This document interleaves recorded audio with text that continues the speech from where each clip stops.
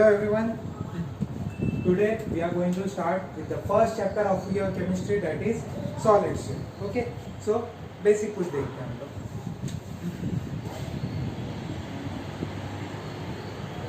Matter. What is matter? Matter is anything which occupies space and has some mass. Total कितने states of matter है? Total आप लोग को 3 पता होंगे, but generally there are total 5 states of matter. Okay, आपको कौन कौन से पता है? That are solid, liquid,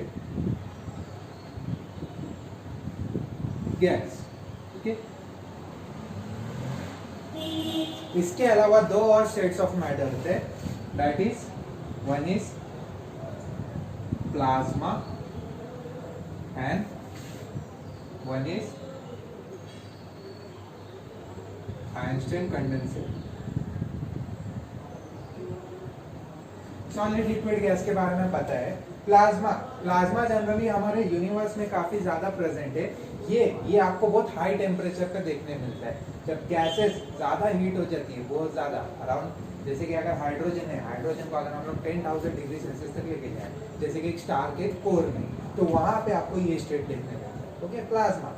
और दूसरा यहाँ पे आइंस्टाइन कंडेंसेट. ये क्या, ये आपको बहुत लो लेके जाना पड़ेगा टेम्परेचर, बहुत लो मतलब कितना जा सकते हैं हम लोग? The lowest temperature is 0 kelvin. हम लोग 0 केल्विन अचीव नहीं कर सकते, पर इसके नियरेस्ट, इस टेम्परेचर के बहुत नियरेस्ट में कुछ एलिमेंट जो होते हैं वो ये स्टेट बताते हैं. इस स्टेट पे क्या होता है, आपका इलेक्ट्रॉन्स का मोशन भी फ्रीज आउट हो जाता है, तो उस स्टेट पे आपका जो है substance as a superconductor है. तो इसमें जनरली हम लोग का इंटरेस्ट है फिलहाल अभी इस स्टेट पे, that is solid. Okay, solid की जब हम लोग बात करते हैं, सॉलिड बोलते ही आपके दिमाग में क्या आएगा? सॉलिड की प्रॉपर्टीज आएंगी. सॉलिड की प्रॉपर्टीज जनरली क्या होता है? It has strong intermolecular force of attraction. मतलब जो मॉलिक्यूल्स के बीच में जो फोर्स ऑफ अट्रैक्शन है, that is very strong. Due to which क्या होगा? मॉलिक्यूल जो है कंपैक्ट होंगे साइज में, तो उसके वजह से क्या होता है? Solids have definite shape, size and volume. दूसरा, they are hard, they have high physical strength. तो सॉलिड स्टेट जो चैप्टर है, ये आपका आता है in physical chemistry. Okay, what is physical chemistry? It is a branch of chemistry which uses techniques of physics to study the chemistry. Okay, ये आपका इसके अंदर आता है. अब सॉलिड की जैसे कि अभी प्रॉपर्टीज हम लोग ने डिस्कस किए. They have definite shape, size and volume. They have strong intermolecular force of attraction. They have high melting and boiling point. ये जनरल बेसिक प्रॉपर्टीज है सॉलिड की. ओके, सॉलिड को हम लोग फर्दर क्लासिफाई कर सकते हैं on the basis of arrangement of atoms. ठीक है, on the basis of arrangement of atoms में इसको 2 टाइप में क्लासिफाई कर सकता हूँ, as crystalline solid and amorphous solid. Crystalline solid and amorphous solid. ठीक, तो इसको एक डिस्टिंग्विश वे में मैं दोनों को एक्सप्लेन कर देता हूँ.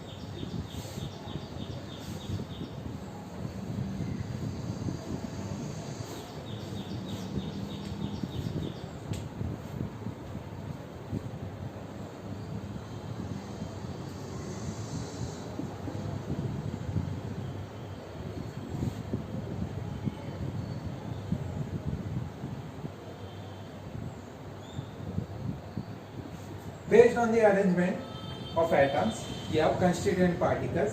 आपका जो सॉलिड है वो 2 पार्ट में क्लासिफाई होता है, क्रिस्टलाइन सॉलिड है, amorphous solid. Now crystalline solids क्या होते हैं? क्रिस्टलाइन सॉलिड्स में जो एटम्स होते हैं, जो कंस्टिट्यूएंट पार्टिकल्स होता है. आप जनरली अगर हम लोग सॉलिड की बात कर रहे हैं, तो कंस्टिट्यूएंट पार्टिकल मतलब वो किस चीज का बना है? तो कंस्टिट्यूएंट पार्टिकल वहाँ पे क्या क्या पॉसिबल है? आइदर वो आयंस का हो सकता है, आइदर वो एटम्स का बना हो सकता है, या तो वो मॉलिक्यूल्स का बना हो सकता है. ओके, तो ये 3 कंस्टिट्यूएंट पार्टिकल्स होते हैं. तो क्रिस्टलाइन सॉलिड में जो कंस्टिट्यूएंट पार्टिकल्स होते हैं, दे आर ऑर्डरली अरेंज्ड. मतलब क्या? जो कंस्टिट्यूएंट पार्टिकल्स होंगे, फॉर एग्जांपल एक सिंपल सा एग्जांपल लेता हूँ मैं. ऐसा कंसीडर कर रहे हैं हम लोग, बस एक कंपाउंड है NaCl. ठीक है, तो यहाँ पे इनका जो अरेंजमेंट होगा, NaCl, NaCl, NaCl, यहाँ पे क्या रहेगा? इनका जो एक प्रॉपर एक ऑर्डर में अरेंजमेंट होगा.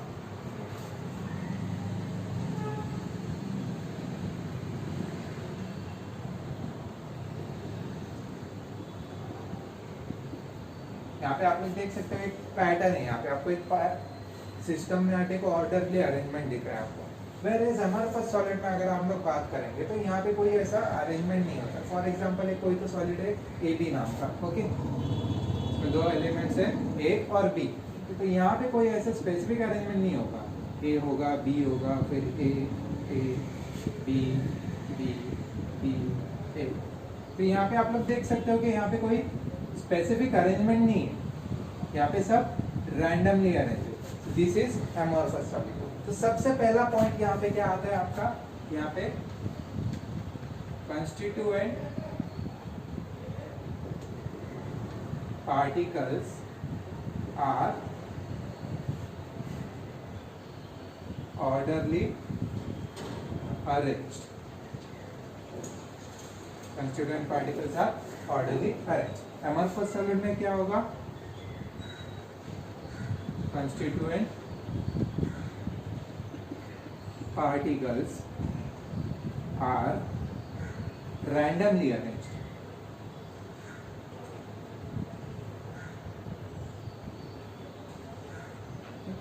कोई एक प्रॉपर अरेंजमेंट नहीं होता उसमें, रैंडमली है। देन सेकंड पॉइंट इसके अगर हम लोग बात करें तो क्रिस्टलाइन सॉलिड जो होते हैं दे have long range order.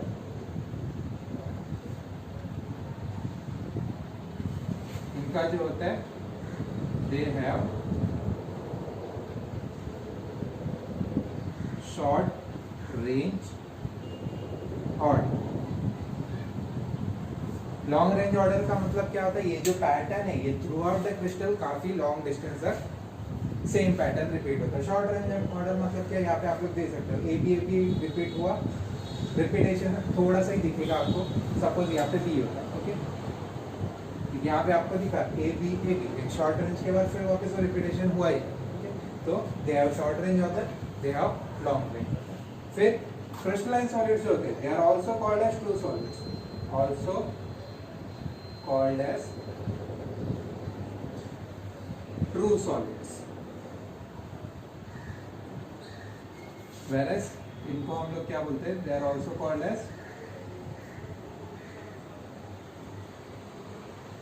Pseudo solids और supercooled liquid.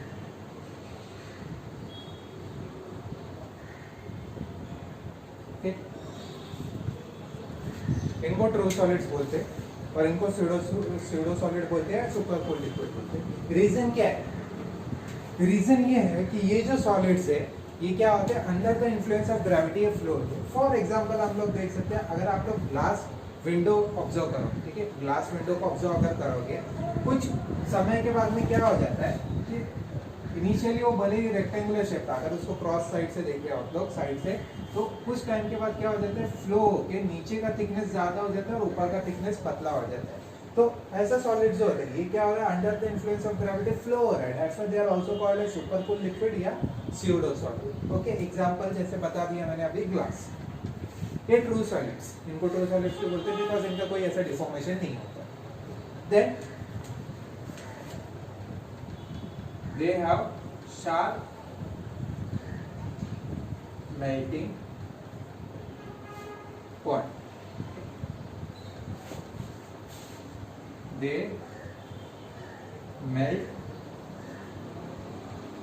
over a range of temperature.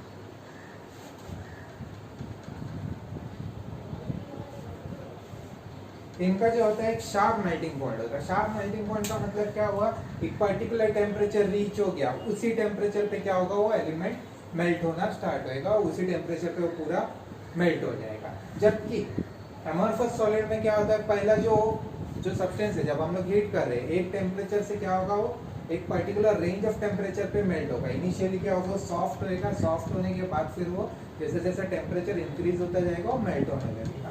इसलिए they melt over a range of temperature और उनको क्या होता है, एक शार्प मेल्टिंग पॉइंट होता है। फिर यहाँ पे दे आर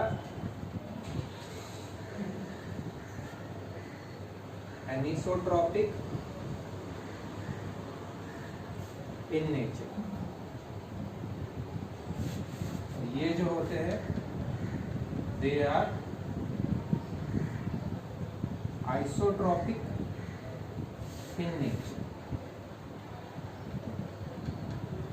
अब ये टर्म्स क्या है देखते हैं हम लोग, एनिसोट्रॉपिक एंड आइसोट्रॉपिक। एनिसोट्रॉपिक मतलब क्या, अगर इसका हम लोग कुछ प्रॉपर्टीज देखेंगे जैसे कि रिफ्रैक्टिव इंडेक्स हो गया, थर्मल कंडक्टिविटी हो गया, ये विद चेंज इन डायरेक्शन ये प्रॉपर्टीज भी चेंज होगी। फॉर एग्जांपल ये वो हमारा क्रिस्टलाइन सॉलिड है, ओके, इसका मैं रिफ्रैक्टिव इंडेक्स मेजर कर रहा हूँ। अगर मैं इस डायरेक्शन में मेजर करूँ यहाँ पे मेरे को कुछ और मिलेगा, इस डायरेक्शन में मेजर करूँ यहाँ पे कुछ और मिलेगा, इस डायरेक्शन में मेजर करूँ यहाँ पे कुछ अलग वैल्यू मिलेगी। तो अलग अलग डायरेक्शन पे क्या हो रहा है, उसका प्रॉपर्टी चेंज हो रही है। ऐसे चीज को हम लोग बोलते हैं एनिसोट्रॉपिक, ओके। आइसोट्रॉपिक, आइसोट्रॉपिक उसका अपोजिट है, मतलब क्या, इररिस्पेक्टिव ऑफ द डायरेक्शन आपका जो प्रॉपर्टीज रहेगा वो क्या रहेगा, सेम रहेगा।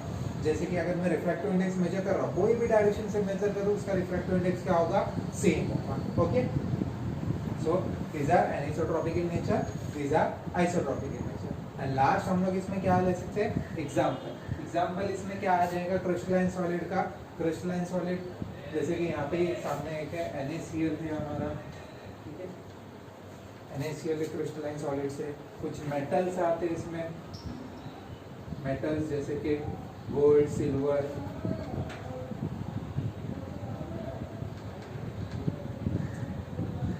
नॉन मेटल की बात करें जैसे कि diamond, okay. These are certain examples of crystalline solids। Amorphous solids के example जैसे कि glass, rubber, plastic, etc. These are example of amorphous solid।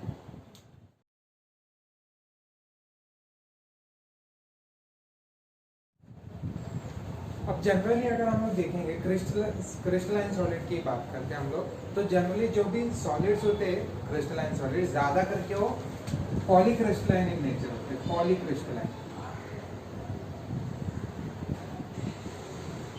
Polycrystalline का मतलब क्या है कि अगर इसका मैं एक ग्रैन्यूल लूँ, एक ग्रेन उसका अगर लूँ, तो वो एक ग्रेन जो रहेगा उसके अंदर नंबर ऑफ क्रिस्टल्स रहेंगे जो एक डिफरेंट ओरिएंटेशन में ऑर्डरली मैनर में अरेंज होंगे, ठीक है। जनरली आपको एक सिंगल क्रिस्टल नहीं देखने मिलेगा, ज्यादा करके जो होते हैं पॉलीक्रिस्टलाइन होते हैं। सिंगल क्रिस्टल का एग्जांपल जो है दैट इज डायमंड, ठीक है। डायमंड जो होता है ये एक सिंगल, इसका अगर आप लोग लोगे तो एक सिंगल क्रिस्टल का बना होता है। वैराज मैक्सिमम अगर आप लोग देखोगे, जैसे अगर आप लोग ने NaCl भी ले लिया तो NaCl भी पॉलीक्रिस्टलाइन इन नेचर है, तो वहाँ पे क्या होगा आपका, अगर एक ग्रेन भी ले रहे हो तो उसमें जो है तो क्या होगा, मेनी क्रिस्टल्स अरेंज होंगे उसके अंदर, ओके। अब इस टॉपिक पे आते हैं हम लोग, आइसोमॉर्फिज्म एंड पॉलीमॉर्फिज्म। आइसोमॉर्फिज्म क्या होता है एंड पॉलीमॉर्फिज्म क्या होता है, जब टू या दो से ज्यादा सब्सटेंसेस के जो क्रिस्टलाइन स्ट्रक्चर सेम होते हैं तो उसको हम लोग आइसोमॉर्फिज्म बोलते हैं। एंड टू और more substances have same crystalline structure, then they are called as isomorphism, okay. Example ले सकता हूँ मैं यहाँ पे NaF एंड MgO। ये जो आइसोमॉर्फिज्म है इनका जो एटॉमिक रेशियो होता है वो सेम होता है, मतलब यहाँ पे हम लोग देखेंगे सोडियम का भी एक एटम है, फ्लोरीन का भी एक ही एटम है, यहाँ पे मैग्नीशियम का एक एटम है, ऑक्सीजन का भी एक एटम। एक और एग्जांपल लेता हूँ मैं, CaCO3 एंड NaNO3, ठीक है। यहाँ पे भी अगर रेशियो देखेंगे, कैल्शियम का एक, कार्बन 1, ऑक्सीजन 3, यहाँ पे सोडियम 1, नाइट्रोजन 1, ऑक्सीजन 3, ठीक है। तो यहाँ पे आपका एटॉमिक रेशियो क्या रहता है, सेम होता है। वेरएज पॉलीमॉर्फिज्म इसका अपोजिट है। यहाँ पे हम लोग ने क्या बोला था, टू और मोर सब्सटेंसेस या सेम क्रिस्टल स्ट्रक्चर। यहाँ पे क्या रहेगा, एक सिंगल सब्सटेंस दो या उससे ज्यादा क्रिस्टलाइन स्ट्रक्चर दिखाएगा, ठीक है। When a single substance has two और more crystalline structure then it is called as polymorphism, okay. Polymorphism अगर एलिमेंट्स में होता है, पॉलीमॉर्फिज्म अगर एलिमेंट्स में होता है, जैसे कि आपको पता है कार्बन एलिमेंट्स में होता है तो उसको हम लोग एलोट्रोपी बोलते हैं, ठीक है। ये एलिमेंट्स में जब होता है तो उसको हम लोग क्या बोलते हैं, एलोट्रोपी। एलिमेंट्स का आपको एग्जांपल पता है, कार्बन के अलग अलग एलोट्रोप्स आपको पता है, जैसे कि हो गया डायमंड हो गया, ग्राफाइट हो गया, फिलेरिन हो गया। These are examples of allotropes of carbon. Molecules में पॉलीमॉर्फिज्म एग्जांपल ले सकते हैं हम लोग सिलिका का, SiO2, ठीक है।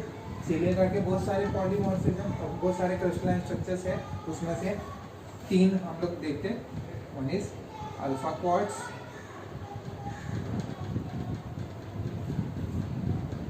बीटा क्वार्ट्ज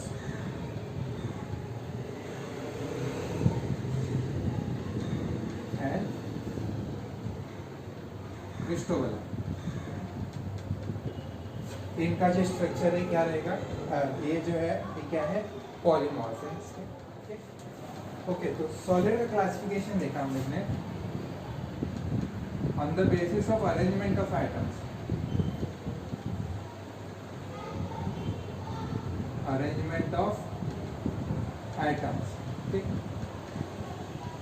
2 पार्ट में क्लासिफाई कर सकते हैं, crystalline and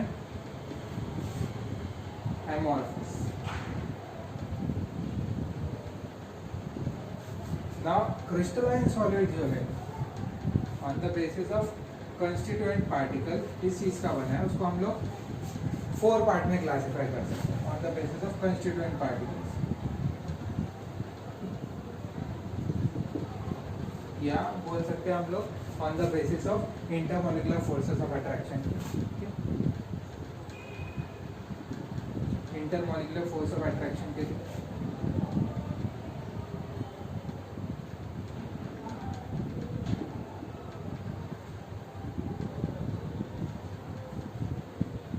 on the basis of intermolecular force of attraction, इसको हम लोग 4 टाइप में क्लासिफाई कर सकते हैं, as ionic solid, then covalent solid,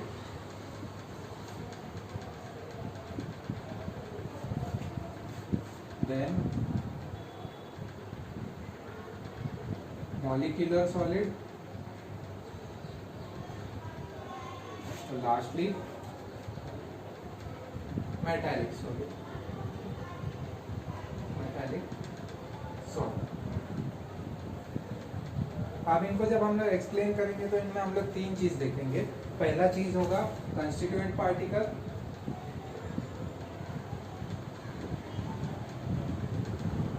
किस चीज का बना है। सेकंड जो फैक्टर होगा वो हम लोग देखेंगे फोर्स ऑफ अट्रैक्शन, इनके बीच में कौन सा फोर्स ऑफ अट्रैक्शन है। थर्ड जो रहेगा वो क्या रहेगा, इनकी प्रॉपर्टीज होगी। Properties as in melting point, boiling point, फिर कंडक्टिविटी, ये सब इसके अंदर आता है। Okay, ionic solid, ionic solid की अगर हम लोग बात कर रहे हैं तो यहाँ पे जो इसका कंस्टिट्यूएंट पार्टिकल होगा, आयनिक सॉलिड का कंस्टिट्यूएंट पार्टिकल क्या होगा, यहाँ पे आयंस होंगे, दैट आर कटायन या कटायन एंड एनायन, ठीक है।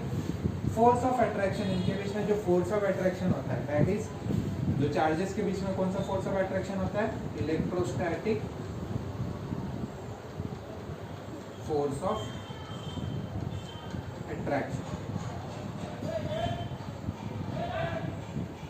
बीच में जो फोर्स ऑफ अट्रैक्शन है that is electrostatic force of attraction. Properties में क्या क्या आएगा, they have generally high melting point, फिर ionic solids are generally hard and brittle, ठीक है, ये हार्ड होते हैं एज वेल एज ब्रिटल भी होते हैं। फिर they have high melting point, फिर they are poor conductor of electricity when they are solid. Solid state में वो क्या रहेंगे, पुअर कंडक्टर ऑफ इलेक्ट्रिसिटी रहेंगे, बट जैसे ही हम लोग उसको एक्वस सॉल्यूशन में कन्वर्ट कर देंगे वो क्या हो जाएंगे, गुड कंडक्टर बन जाएंगे। एग्जांपल जैसे कि NaCl है, NaCl को अगर मैं एक्वस सॉल्यूशन में कन्वर्ट कर दूं, मतलब क्या, वाटर में ऐड कर दूं। NaCl जनरली ऐसे इलेक्ट्रिसिटी कंडक्ट नहीं करेगा, बट उसको जैसे ही वाटर में ऐड करके उसका एक्वस सॉल्यूशन बना दूंगा, it will be a good conductor of electricity. So क्या होगा, they are poor conductor in solid state but good conductor in aqueous और मोल्टन स्टेट, ठीक है, मोल्टन स्टेट में भी कंडक्ट करते हैं। Then they are electrically neutral. क्या क्या पॉइंट यहाँ पे हम लोग ने बोले? सबसे पहला they are hard and brittle, फिर they have high melting point, then they are electrically neutral,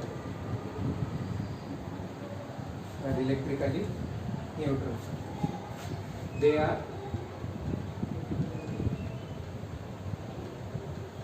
poor conductor in solid state but good conductor in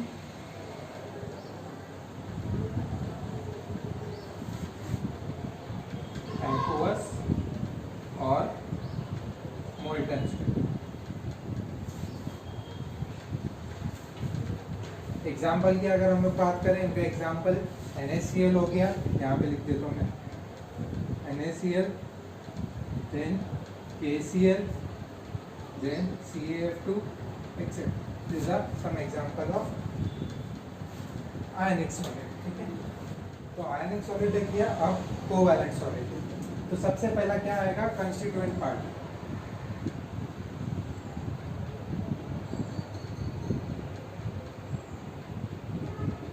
covalent solid में जो कंस्टिट्यूएंट पार्टिकल होता है वो क्या होता है? एटम। अब इनके बीच में force of attraction, so they are held together by covalent bond, held together by covalent bond. इनके बीच में जो होता है फोर्स ऑफ अट्रैक्शन हो गया, कोवैलेंट बॉन्ड से हेल्ड किया जाता है। Then physical properties, physical properties में इनका सबसे पहला जो है they are hard and incompressible.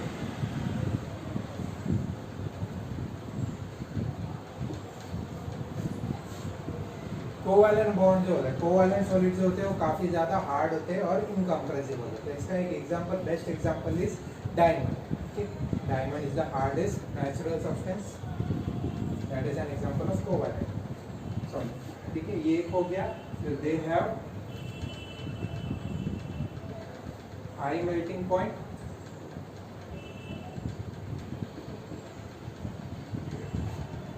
high melting point and boiling point।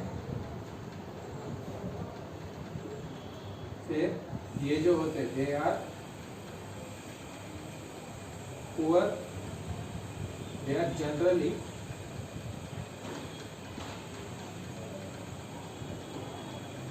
poor conductors of heat and electricity। Generally ये क्या होते हैं? पुअर कंडक्टर्स, बट कुछ केसेस में ये गुड कंडक्टर भी हो सकते हैं। Best example is graphite. Example यहाँ पे क्या आ सकते हैं? एग्जाम्पल आएंगे हमारे diamond, silica that is SiO2, graphite. Graphite जो है ये सारी प्रॉपर्टीज को फॉलो करता है। ग्राफाइट सॉफ्ट है, ग्राफाइट गुड कंडक्टर है। तो यहाँ पे मैक्सिमम प्रॉपर्टीज को क्या करता है? अपोजिट, एक्सेप्शनल में आ जाता है। फिलरिन,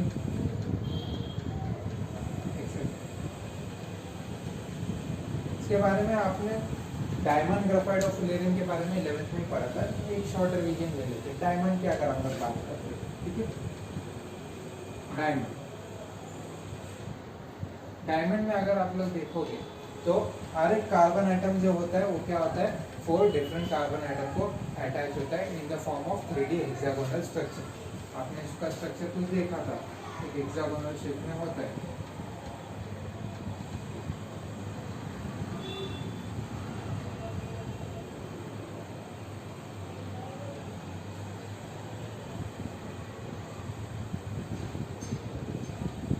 हर एक आइटम जो रहेगा वो क्या रहेगा, 4 डिफरेंट कार्बन आइटम से अटैच।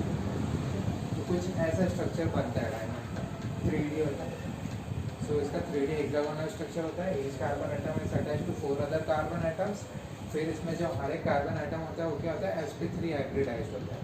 अब अगर कार्बन लेंगे, atomic number is 6, autonomous orbit, atomic number 6, electronic configuration अगर इसका लिखेंगे 1s2 2s2 2p2। ओके, तो आउटरमोस्ट ऑर्बिट में आपका क्या है, एस ऑर्बिटल में 2 इलेक्ट्रॉन है, पी ऑर्बिटल में 2 इलेक्ट्रॉन है। तो अगर ये ले लें हम लोग,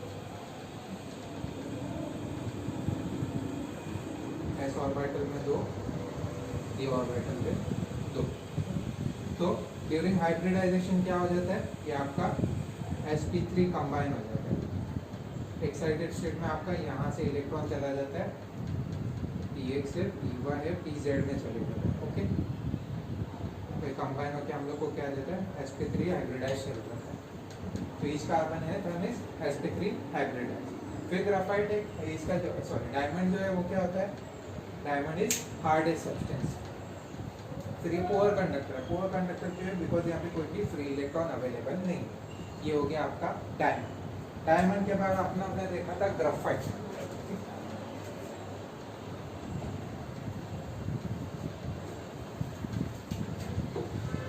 ग्राफाइट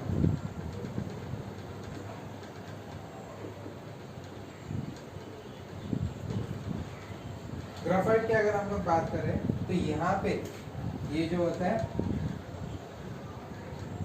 यहाँ पे जो आपका जो ग्राफाइट होता है, ग्राफाइट में each atom is sp2 hybridise.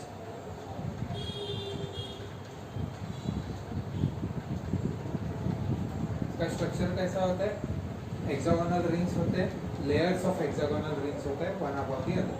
Okay, each carbon atom is sp2 hybridise. यहाँ पे आपका जो हर एक कार्बन एटम है that is attached to 3 carbon atoms in the same layer and 4 is attached to the other layer. यहाँ पे अगर इसका हम लोग देखेंगे sp2 हाइब्रिडाइज,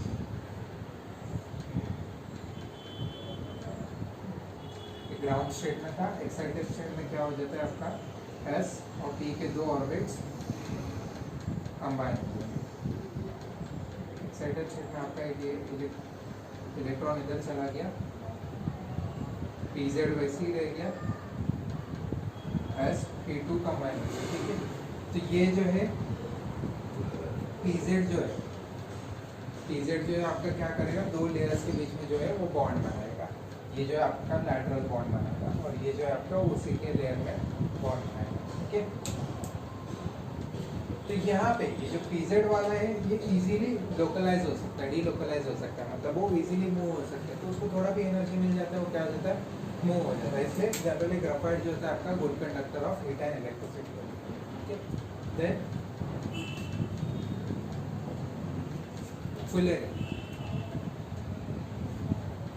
बकमिंस्टर फुलेरी।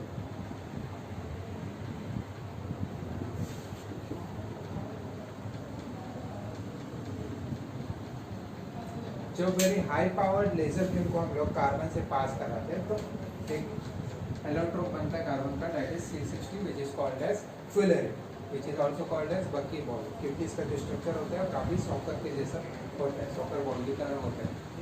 अब ये जो है किसी भी ट्रांजिशन एलिमेंट्स के साथ रिएक्ट करेंगे हम लोग, तो जो कंपाउंड होता है वो can be use as catalyst. इसका रिएक्शन ट्रांजिशन एलिमेंट के साथ करेंगे तो जो कंपाउंड बनेगा that can be use as catalyst. और इसका एक कंपाउंड है, अगर इसको पोटेशियम के साथ रिएक्ट करें, पोटेशियम के साथ रिएक्ट करने के बाद जो कंपाउंड बनता है that is a super conductor. तो ये ऑलरेडी आपने पढ़ा है, मैंने बस उसका ओवरव्यू दे दिया। सो आयनिक हो गया, कोवेलेंट हो गया, next is our molecular solid. तो मॉलिक्यूलर सॉलिड का कंस्टिट्यूएंट पार्टिकल, जैसे नाम से पता चल रहा है इसका constituent particle is molecule. Okay, तो ये based on the force of attraction ये फर्दर और 3 टाइप में क्लासीफाई कर सकते हैं हम लोग, as polar molecules, non polar molecules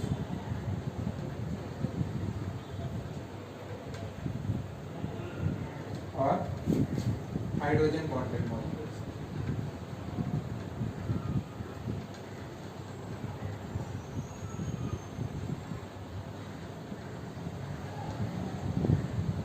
constituent particles क्या होगा, इनका मॉलिक्यूल होगा पोलर मॉलिक्यूल्स में they are held together by dipole dipole interaction, dipole dipole interaction, dipole dipole force of attraction. Polar molecules का जैसे कि एक एग्जांपल लेता हूं मैं, HCl, ठीक है। अब HCl जो है, यहाँ पे जो हमारा बॉन्ड बनता है that is form by sharing of electrons. Chlorine के आउटर मोस्ट ऑर्बिट में 7 इलेक्ट्रॉन्स और हाइड्रोजन का है, तो ये लोग आपस में बॉन्ड शेयर कर लेते हैं। अब पोलर मॉलिक्यूल्स कब देखने मिलते हैं हम लोग को, जब दो जो एटम्स होंगे वो क्या होगा, उनके साइज में अगर ज़्यादा डिफरेंस होगा तो, ठीक है। अभी ये ज़्यादा इलेक्ट्रोनेगेटिव एटम है कंपेयर टू हाइड्रोजन, तो ये क्या करेगा, ये जो बॉन्ड है ये क्या करेगा, इसका न्यूक्लियस का चार्ज ज़्यादा होने की वजह से क्या करेगा, बॉन्ड को अपने तरफ पुल आउट करेगा। उसकी वजह से क्या होगा, ये बॉन्ड इसकी तरफ थोड़ा सा शिफ्ट होगा। तो यहाँ पे क्या हो जाएगा, इलेक्ट्रॉन का क्राउड बढ़ने की वजह से इस पर पार्शियल नेगेटिव चार्ज आ जाएगा, हाइड्रोजन का इलेक्ट्रॉन उससे दूर हो गया इसलिए इस पर पार्शियल पॉजिटिव चार्ज आ जाएगा। तो ये जो है this is called as dipole dipole interaction. ये यहाँ पे दो पोल बन गए, दैट्स व्हाई डाइपोल। अभी इसके सामने दूसरा HCl जो आएगा तो यहाँ पे हाइड्रोजन और यहाँ पे दूसरा क्लोरीन जो होगा तो क्या होगा, इनके बीच में एक फोर्स ऑफ अट्रैक्शन होगा, that is dipole dipole interaction. अभी इनकी अगर प्रॉपर्टीज देखें तो ये जो होते हैं जनरली गैसेस होते हैं, they are generally gases.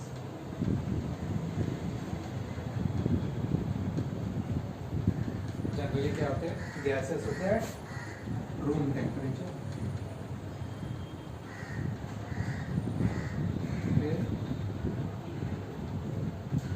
They have low melting point and boiling point. फिर they are poor conductors of electricity. Example जैसे कि HCl। Non polar molecules, non polar molecules में क्या होता है, यहाँ पे जो कंस्टिट्यूएंट पार्टिकल होगा वो आपका मॉलिक्यूल ही होगा, यहाँ पे जो फोर्स ऑफ अट्रैक्शन होगा उनके बीच में दैट इज इंस्टेंटेनियस डाइपोल, या तो इसको हम लोग लंदन फोर्स भी बोलते हैं। इसमें एक एग्जांपल लेते हैं, कोई भी गैस ले लेते हैं जैसे कि क्लोरीन ले लीजिए, ठीक है, Cl2। अब Cl2 के बीच में जो बॉन्ड बना होता है that is again due to sharing of electrons, ठीक है।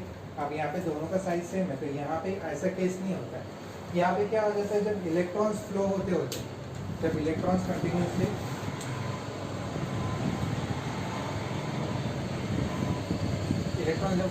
मोशन में होते हैं तो क्या हो जाता है कि एक पर्टिकुलर टाइम के लिए, सपोज ये न्यूक्लियस है, एक पर्टिकुलर टाइम के लिए क्या हो जाता है, जो इलेक्ट्रॉन्स है वो क्या हो जाता है, इस यहाँ पे अनसिमेट्रिकल डिस्ट्रीब्यूशन हो जाता है, एक जगह पे ज़्यादा इलेक्ट्रॉन हो जाते हैं कंपेयर टू दूसरी जगह। तो यहाँ पे फॉर एन इंस्टेंट यहाँ पे पार्शियल नेगेटिव चार्ज डेवलप हो जाएगा।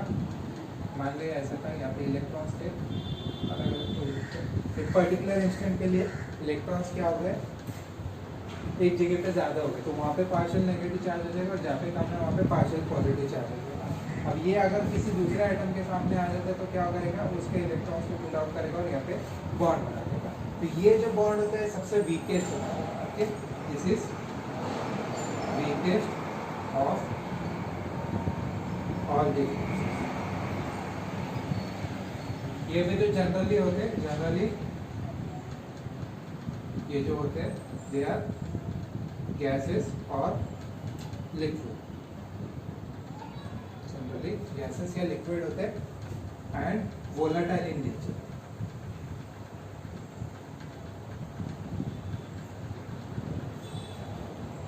अगेन इनका भी मेल्टिंग पॉइंट और बॉइलिंग पॉइंट लो होता है। दे have low melting and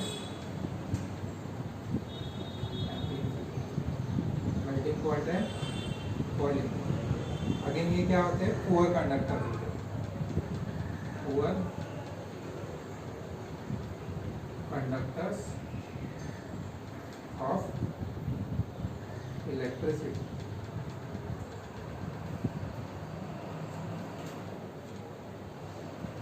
example अगर हम लोग बात करें इसके एग्जाम्पल्स,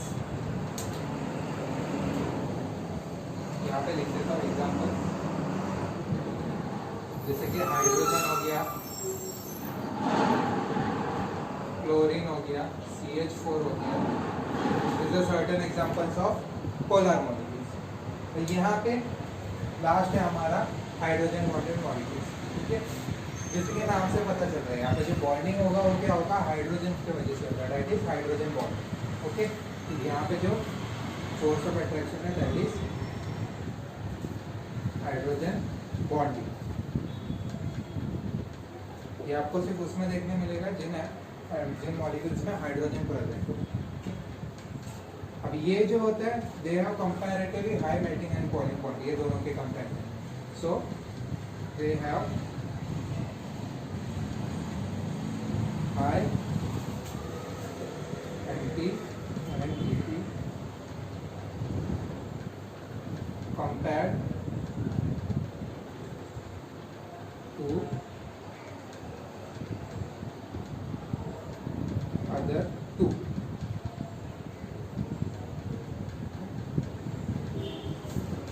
Then again ये जो होते they are generally gases, they are generally gases at room temperature। okay, then ये भी पुअर कंडक्टर्स ही होगा, पुअर कंडक्टर्स। एग्जाम्पल जैसे कि बोल सकते हैं हम लोग अमोनिया NH3। सो लास्ट जो रहेगा यहाँ पे that is metallic solid. Metallic solid में कंस्टिट्यूएंट पार्टिकल क्या होगा, मेटल होगा। अब मेटल्स में क्या होता है, जो इलेक्ट्रॉन्स है वो काफी फ्रीली मूव हो सकते हैं, they are delocalised over the entire crystal. तो उसके वजह से इसका जो स्ट्रक्चर होता है वो ऐसा होता है जैसे कि सारे इलेक्ट्रॉन्स के सी में पॉजिटिव आयंस प्रेजेंट, क्योंकि इलेक्ट्रॉन्स डीलोकलाइज हो सकते हैं इसलिए पूरे क्रिस्टल में घूमते रहते हैं। तो क्रिस्टल में ऐसा बीच बीच में हमारा क्या होता है, पॉजिटिव आयंस होते हैं। सो क्या होगा,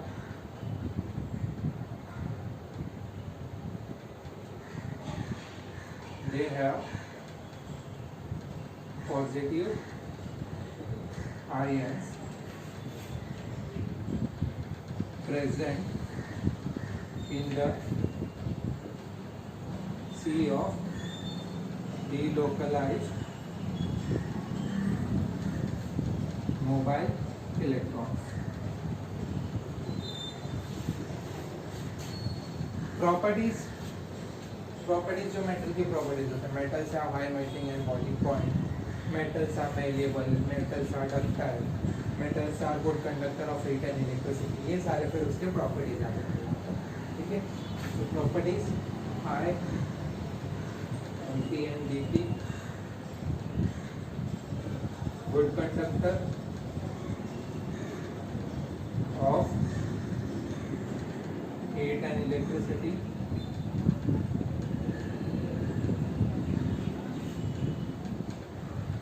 malleable and ductile। एग्जाम्पल्स सारे मेटल्स होते हैं वो इसके अंदर आए। अब यहाँ पे हम लोग जनरली इनका स्टेट के बारे में बात नहीं कर सकते। They can be either liquid जैसे कि मर्क्यूरी हो गया, they can be either solid जैसे कि नॉर्मल मेटल्स हो गए। Okay, So with this we conclude our today's session. बाकी हम लोग नेक्स्ट सेशन करेंगे.